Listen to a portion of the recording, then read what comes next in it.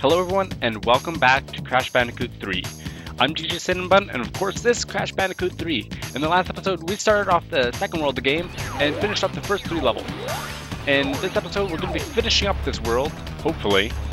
And I'll just be finishing up this world. Who are we seeing this time? Who is here? Good day, mate. Good day. Dingodile's the name, and Uka Uka and Cortex gave me orders to bring the crystals to them during the Ice Ages. So give me the goods and shove off, or I'll roast yous. So, like I said in an earlier episode, the boss of this world is actually my favorite boss. And that's because it's Dingodile. Dingodile, I always found so amusing and just so cool. You only saw his face there, but when you see him and his whole body and what he actually does, you'll see why he's my favorite. He's really cool. This is actually another reoccurring theme level. You probably noticed at this point that all the levels are sort of reoccurring, and they happen in different time periods. And that's because, in case you didn't notice in the story at the beginning of the game, it's actually all about time travel and getting the power crystals throughout the game, throughout time. So that's why we're traveling to all these different time periods and whatnot. And these Egyptian levels, with the exception of one other type of level, I personally find them the hardest. They are, in my opinion, quite a bit longer than the other levels in the game. No, I'm not going to be able to get that extra life. I really wanted that extra life, all the way up there by itself. Look at it, it's so lonely. That smile's a false smile. It's not really smiling on the inside, just on the outside. I wish I could have saved it. Oh well, I'll find another one, and I'll save that one. One thing that, or the hard part of this type of level is this sort of section, where this guy will drop these giant bricks down, and you have to dodge them while you're on these oil slick areas. I always found that to be sort of tricky. So here we have some obviously booby-trapped areas. If you step in the light while you're standing up, you're gonna get shot. But if you're ducking like this, you can actually avoid them completely. So that's probably the best way to go about it, is just keep ducking and you'll avoid everything. At least in the trapped areas like that.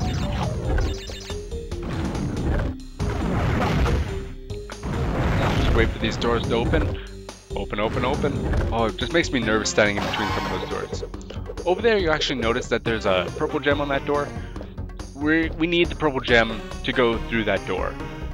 And at the moment, as you probably know, I don't have the purple gem, so we're not going to be going over there. Which is fine by me. It's just another way you can go in. Oh. Get out of there, Crash!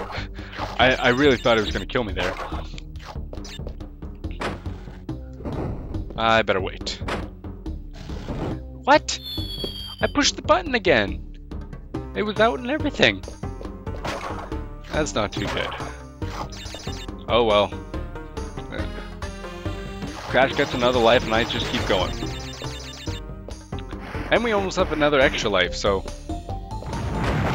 not too worried about dying right now. Because right now I have 99 Wampa fruits and I almost killed myself there. That's gonna go out before I wanted to. Yeah.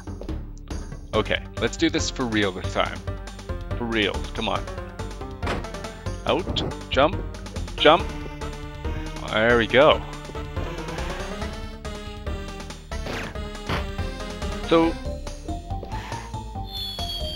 I didn't want to die there. Crash, why do you slide so far? You don't need to slide that far. Really, you don't. Like, you only need to slide a little bit, just so I can get ahead in life. And you can stop losing a life. And all will be good again. But if you're just gonna slide around crazy like that, like there's not much I can do to save you. Oh well. We're just gonna come on. Oh. One thing I noticed with a lot of these Egyptian levels is there a lot of timing. And timing is not my friend. I've never been too good at it, and that's mainly why I'm not very good at the old NES games. And actually why the reason why I started 8-Bit Thursdays, but that's a different series. You should check it out, it's pretty good. I like it.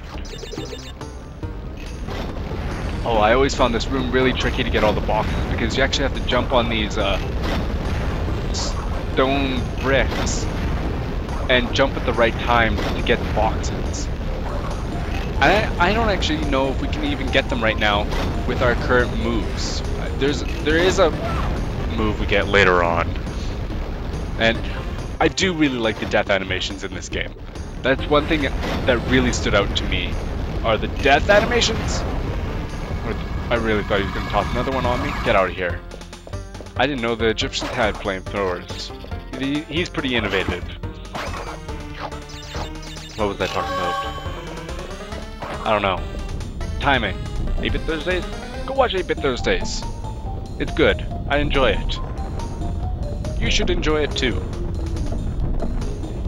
What's not to enjoy? Watching me fail at old NES games that are hard and difficult, and everyone seems to like that. But there we go. We finally finished up this level, and I won't have to do another Egyptian level for a little while at least. Tomb time. It sounds familiar. That's right. I don't want to do that level. No, I do not. We'll have her do this one. Midnight Run. Another Coco level.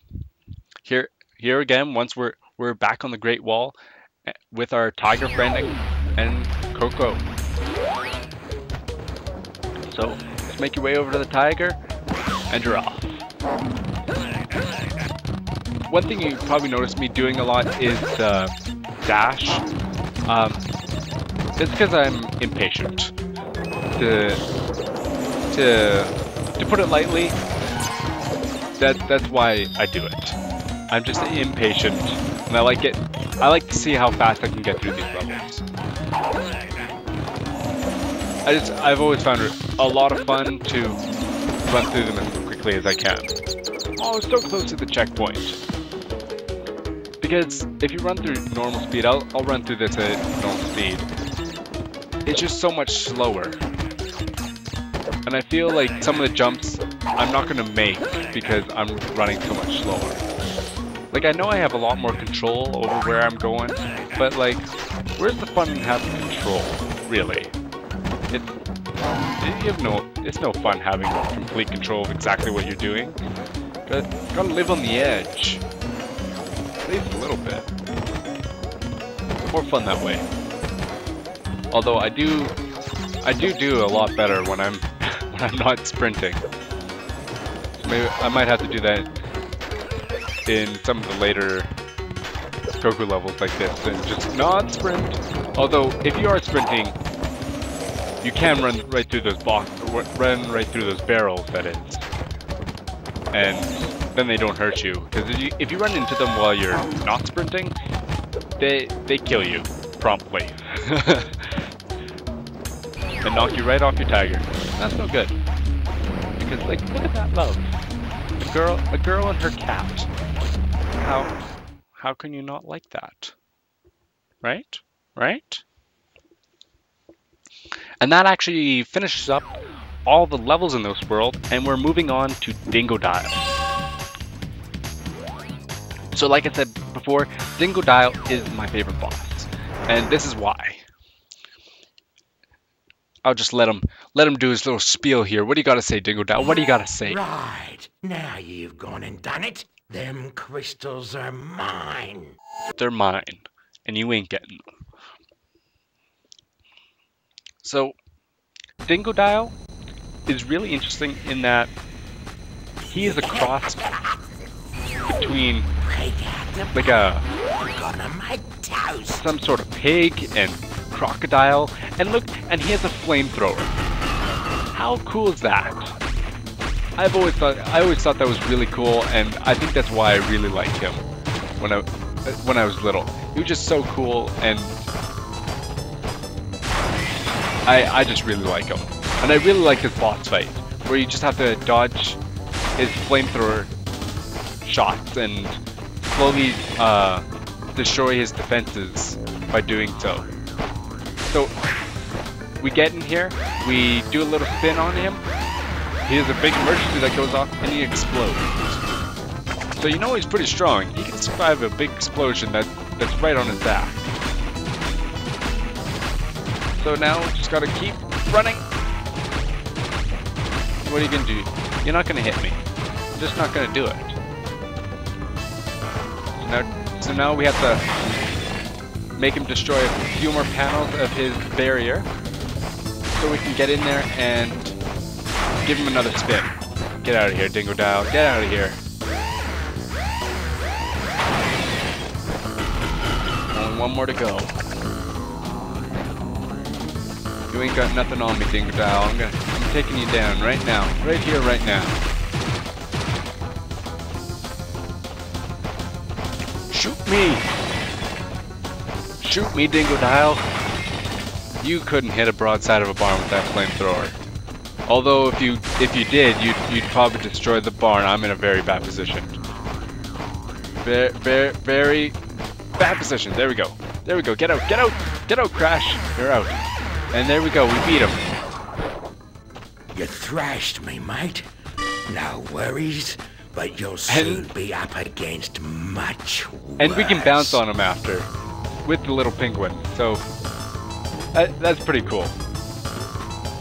Take that, Dingodile. Beat ya.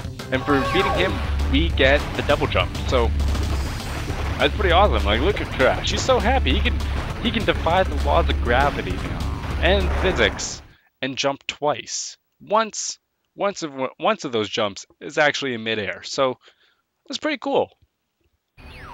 And rather necessary for some of the jumps I find later on. So there we go, there's our double jump. And that concludes the second world of the game. So in the next episode, we're going to be starting World 3. But until then, I'm going to end it off here. If you like what you've seen, like and subscribe.